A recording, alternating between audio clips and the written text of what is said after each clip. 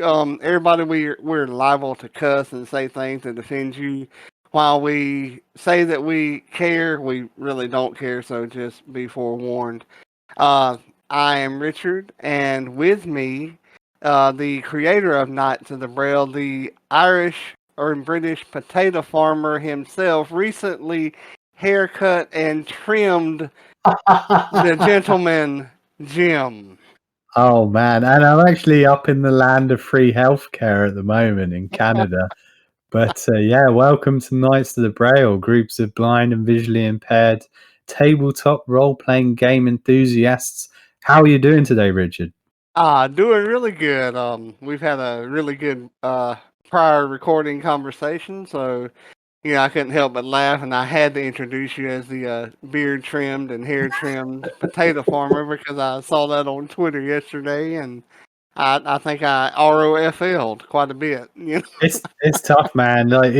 People think like, oh, when you're visually impaired, you don't give a fuck about your appearance. It's like long hair sucks, no matter what. To me, I don't have to get haircuts because I just shave it all. The only thing I have to worry about is when that razor hits that scar. It's like, Oof. yes. Had that happen the other day. Walked outside to go eat at a restaurant and my roommate's like, "Are you all right?" Yeah. Why? It's like I nicked myself shaving. He's like, "No, I think you cut like skin off because there's like blood all down the back of my neck and." Shit. It's like, and that's on the side that I can feel, but I thought I just nicked it. No, I kind of look like a crimson mask, like JR used to say. Oh man, yeah, with the wrestling when they hit themselves with razor blades and just Oh, fucking yeah. bleed out. My That was God brutal. almighty. Is that scar like? Is it because I got a few scars? I got like a knife scar on my leg. I have a scar on my face from a dog. And they're still tender to this day. Like, is yours? I imagine yours is very tender. It can be a little tender. Usually seems to be a lot more tender whenever my allergies or sinuses are bothering me. Like I run a little fever with it, sometimes. You're like one of those old guys that's like, oh, my knees are hurting, it's gonna rain. Dude, you're laughing and making fun of me. I said the exact damn thing yesterday. I like got up out of my computer chair and I'm like, oh God, I can't hardly walk. And it's like the more I walk, the more I can move faster and faster. And yeah, screw you, Jim. but yeah, they still are tender from time to time. Just imagining you sitting there. Oh, my elbow sore. There's a sale at Walmart. Oh yeah. Well, I won't be pitching today. I'll be on the disabled list. But yeah, I mean, I am that way. I mean, all the crap I've been through. That's fantastic, man. Well, coming up on Nights of the Braille, we have guests coming up next week. Going to be joined by Shauna. Looking forward to learning about her and the challenges that she faces. I was on an accessibility panel, which would have been a few weeks ago when this airs. But for us in now time, it was just a week ago, and that was a lot of fun. Very, very interesting. I haven't made it through the whole thing yet, but learned a lot so far. Yeah, it's interesting to learn about people with other disabilities and the challenges they face. I think for them, it's a lot more social. I think ours is more sort of being able to access content rather than feeling pushed out by social, norms and stuff like that. So we're going to have Shauna on, who was on the panel, and hopefully learn a bit more about her. I mean, to be honest with you, I'm pretty ignorant in terms of a lot of that stuff, and I think when you don't know someone with certain issues, you're quite judgmental when you hear solutions. I not met people who identified it as they before getting into Knights of the Braille, and I was skeptical. I didn't understand it, but meeting a bunch of people that do identify that way, I'm like, oh man, I know it sounds ignorant again, but they're just regular people, nice folks, and they're just asking people to kindly call them by something that makes them more comfortable, and that's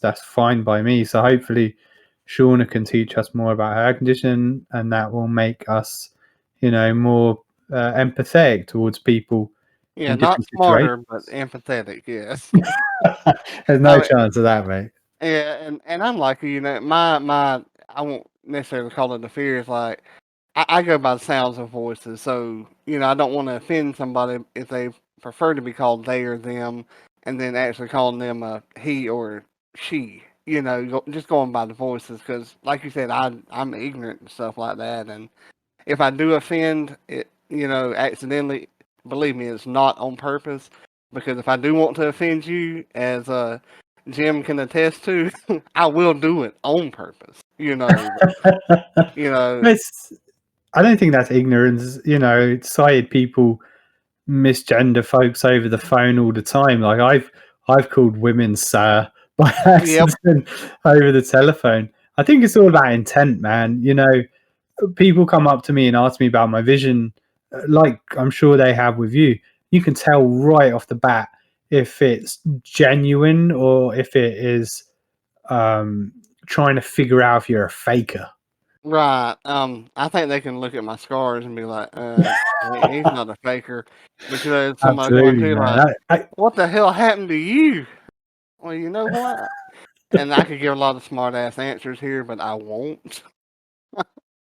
But yeah, I see what you mean, and like I said, I'm not trying to offend anybody usually, but that's just my stance on it. But even if you have noble intent and someone does get upset or offended by something, a lot of the time, if you're being genuine, it's down to them and their Hmm. reaction.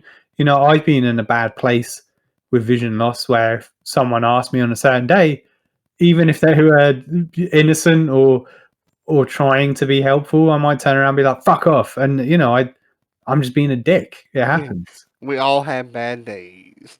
Yeah, man. But I think, trying to remember that we represent our community, be kind to other people, and, when people are trying to engage with you, usually have good intentions. As long as they're not fucking with you physically or mentally, then, just try to keep you cool. And if you can't, just, hey, man, I don't want to talk to you. Can you please leave me alone? And always, as Jim and I have agreed here, blame Jesse. It's usually his fault. Yeah, we can give you his telephone number, Yeah, home address. email address, Yeah, mailing whatever you address. Yeah, need, blame Jesse. yep, that's what we all do. Yeah, we're gonna have a blame Jesse segment on here. Uh, Absolutely, man. I think that's a good segue for we wanted to talk today about mental health and specifically about Richard and I's mental health. Because we know a lot of people are really suffering during the pandemic, and we already have a lot of issues that we face with vision loss. A lot, even years later, you yeah, still get days where you just feel down, and I'm not always good. Like even this week, just feeling demotivated, like I'm fighting up a hill, constantly pushing a boulder to try and preach for accessibility. And I know it's one small step at a time to do it in a kind way, but sometimes you just get frustrated and feel defeated, and you need someone to say something nice, and there's not always someone around to cheer you up or help you out. I mean, how do you fall into your sort of pits, Richard? What signs do you notice when you're not having a good time? well, it's in fact, I had some of those come up this week. One was with the session Wednesday. I had just, not been sleeping good, and I wanted to run the session because I enjoy the group, and I enjoy running it. And I told them straight up, this is not going to be one of my best sessions, but I want to run it. And they really enjoyed it. And at the end of it, I just feel like I just didn't do the quality job that I expect of myself, if that makes sense. And Yeah. I mean, they all liked it, but I mean, I was feeling down because I was editing the document and Microsoft Word wanted to be slow, not find it, say that it wasn't in the document while I'm actually listening to it and hearing it with JAWS. It's not in this document. Anyway, so it just gets frustrating from time to time, and when people will say, "Oh yeah, we're curious about making this accessible. Let me talk to somebody," and it's been 2 months since you've heard from me. It's like, yeah, they just blew me off, to the point where it's like you take one step forward, but it seems like you're being pushed 3 or 4 steps back. Yeah. And it gets overwhelming. And I'm usually a really happy-go-lucky kind of guy until I haven't been sleeping well, and it's at that point in time, it's like, not today, not today, And it's like I don't want to talk to many people, because Jim and I usually like text or email back and forth, you know, fairly much, pretty much every day, And it's Mhm. like if neither one of us hear from the other, we know that it's been one of those quote unquote weeks. At least that's the Yeah. way I feel, Jim. I mean, Oh yeah, for sure, man. When you get busy like that, and that's the thing, when you can feel yourself slipping, there are tools that you develop over time. Like Rich and I have talked about, one of our tools is exercise, keeps us feeling good and motivated. For me, I need to make sure I get fresh air, make sure if I'm really struggling, I do some mindfulness or something. and But treat yourself with like a curly whirly. And while that is like a joke and funny, but I'm being serious at the same time. If you have a favorite treat that you like and you have some, eat one. You know, do something to pick yourself up a little bit, if that makes sense to anybody. yeah, that's the thing, is trying to balance things as well. It's tough because I fall out of doing exercise, I fall out of getting fresh air, that mindfulness, I fall into a bad diet and not sleeping well, staying up. I know that all of those things will contribute to the following week. I'm going to feel down, and I feel it more so than maybe some other people because of the vision loss, whether it's apparent or not. And sometimes it's just hard, even though you know that the actions you're taking are leading you down that road. You still go down it. It's like, I don't fucking care. Right. It's tough, man. And pulling yourself out is even harder sometimes. Like during the pandemic, I've got weeks where just Yeah. feeling, like I can't get out of it, can't shake it off. You know, life itself is hard, whether you have perfect vision or you have no vision. But the fact that you have no vision or less than perfect vision just adds a weight on top of that. And with the pandemic on top of that, it's like it added a couple of more weights to it. And it can be overwhelming, but you do not have to carry the weight of the world on your shoulders. Leave that to the Greek demigod Atlas. I think it was Atlas. Might have Ooh. been it might have been a tyrant. No, not Titan, excuse me. Anyway, now that I've made myself look like a smart guy then an idiot because I couldn't remember, just know that you don't have to care, that there is help out there. You don't have to go into a bottle, as I know Jim and I have both talked about we have done. You don't have to go into illegal drugs or even prescription drugs. You don't have to do that. There are people out there who will talk to you. There's places that you can call that will give you help and talk you through this.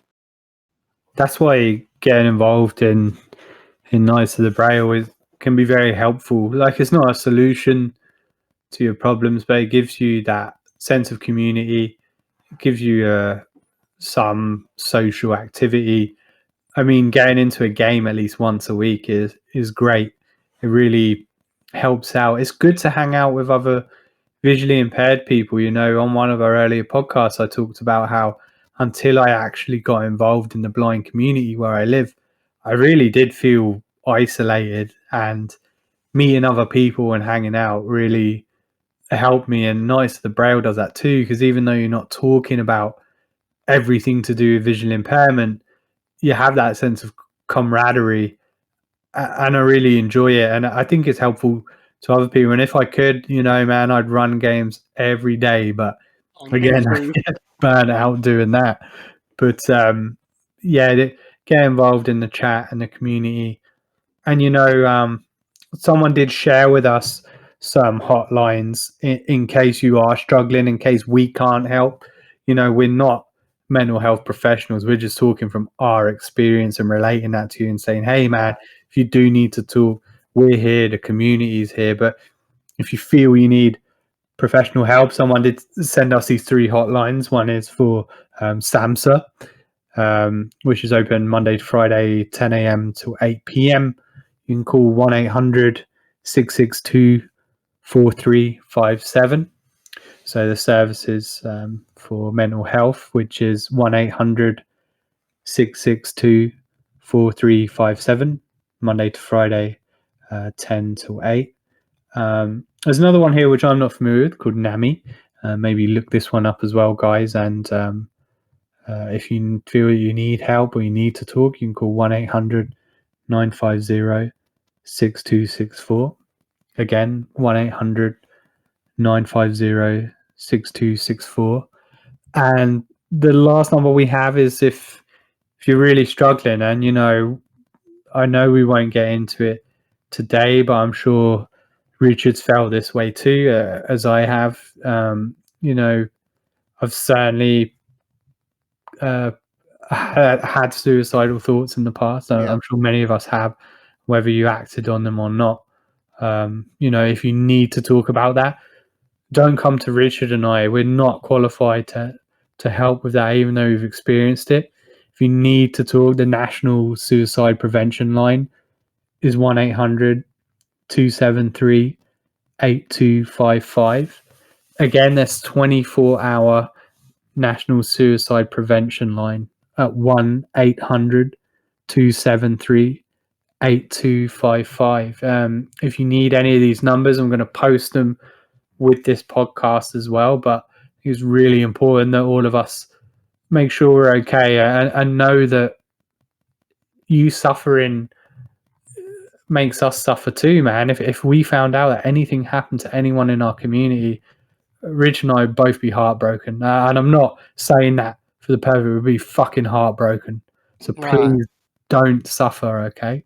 Because there's nothing that's worth taking your life over or getting addicted to any illegal drug or prescription drug for. There's people out there to talk to you, and like Jim said, and I don't usually curse a whole lot, but yeah, I would be fucking heartbroken because there's no need for it. Yeah, man. People out there do care. I know that when you're in a down spiral, it's hard to think about, but please do talk to us. Even if you're feeling good at the moment, but you know that you keep having these patterns, come and talk to us, man, anytime. Yeah. And with that, you reckon they'll hear us next week? Yeah, man. After that heavy episode, we really appreciate you guys listening, but we thought it was very important. And next week we'll be back to our regularly scheduled programming, and now every second week of the podcast we're going to have guests. Did they at least take showers? That's real important. All right, Richard, I think that's it, mate. All right, we'll hear y'all next week.